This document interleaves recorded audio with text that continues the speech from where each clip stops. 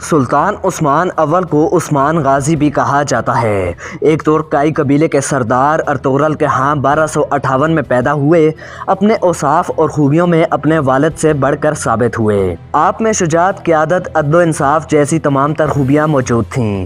1281 تک اپنے والد کے زیر سایہ کافی جنگوں میں شرکت کی، پھر اپنے والد کی وفات کے بعد امیر مقرر ہوئے۔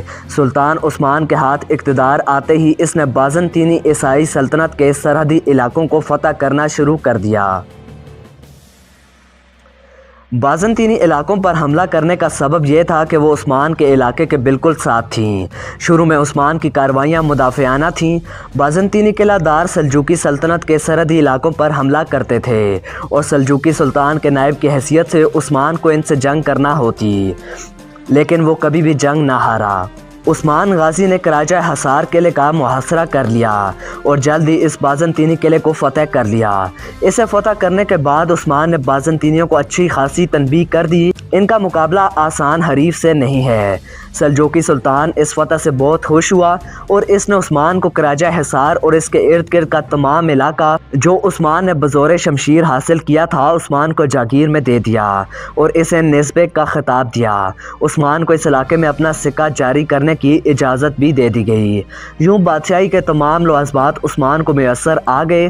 1299 میں سلطان عثمان نے اپنی خود مختار حکومت کا اعلان کر دیا۔ سلطان عثمان غازی کا مقصد صرف دیگر ریاستوں کو فتح کرنا نہیں تھا، بلکہ کافی عرصہ وہ شہروں کے انتظامی معاملات میں مصروف رہا، حکومت کے مختلف شعبے قائم کیے، عوام کی فلاح و بہبود کے لیے بہت کام کیا۔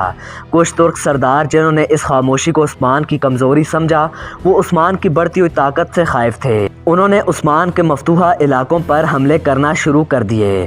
1298 میں اس نے تمام سرداروں کی غلط فہمیاں دور کر دیں، سب کو شکست دے کر دکھائی۔ ناظرین گرامی، 1301 میں سلطان عثمان نے بازنطینی شہنشاہ کی بڑی فوج کو کرج حصار کے مقام پر عبرتناک شکست دی۔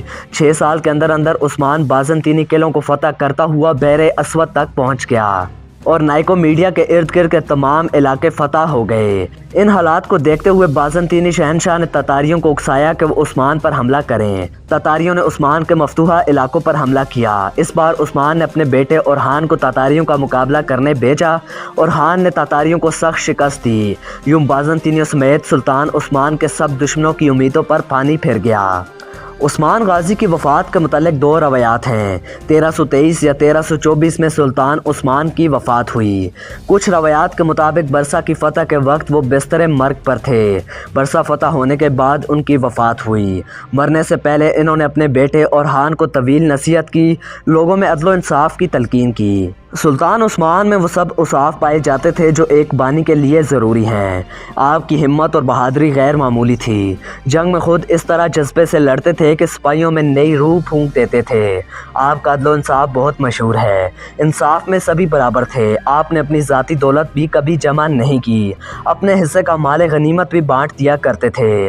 آپ کی وفات کے بعد آپ کے مکان میں کوئی بھی سونا، رقم وغیرہ نہیں ملی، صرف ایک کفتان، ایک نمکدان، ایک سوتی امامہ، لکڑی کا چمچ اور چند عربی گھوڑے ملے۔ البتہ ان کی ایک تلوار جو کہ شیخ ادبالی نے ہی دی تھی وہ آج بھی موجود ہے۔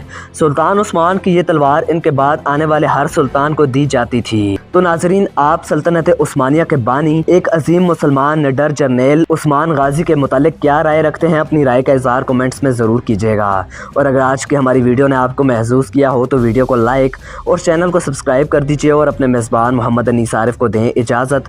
ملتے ہیں نئی ویڈیو کے ساتھ، تب تک کے لیے اللہ نگہبان۔